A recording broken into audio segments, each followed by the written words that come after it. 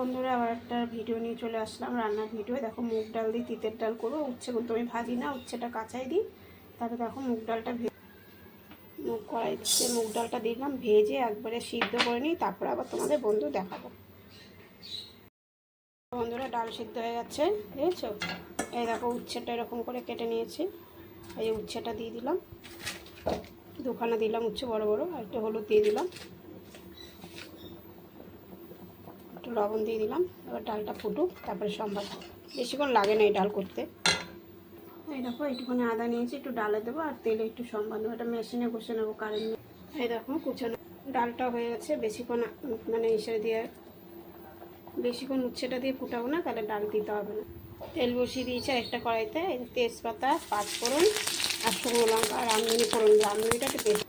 এই দেখো বন্ধুরা, ডালটা হয়ে গেছে, উচ্ছেটা সিদ্ধ হয়ে গেছে। উচ্ছেটা বেশি মানে সিদ্ধ হয়েই গেছে। আর এই দেখো হয়ে গেছে সম্বারটা। যেখানে আদা দিয়ে দিলাম, আদাটা একটু ভাজা ভাজা করে তারপর ডালটা দিয়ে দেবো। এই দেখো বন্ধুরা, হয়ে গেছে ভাজাটা। এক হাতে অসুবিধা। এই দেখো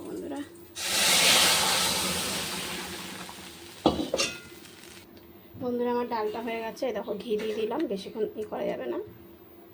আর এই দেখো, একটু চিনি দিয়ে দিলাম। এবার ডালটা নামিয়ে দেবো, হয়ে গেছে। এই দেখো বন্ধুরা, হয়ে গেছে, এবার নামিয়ে দেবো। এই দেখো বন্ধুরা, ডালটা খুব হয়ে গেছে রান্না, খুব সুন্দর টেস্টি। তোমরা অবশ্যই বানিয়ে খেয়ে দেখবে, কেমন লাগলো কমেন্ট বক্সে জানাবে রান্নার ভিডিওটা।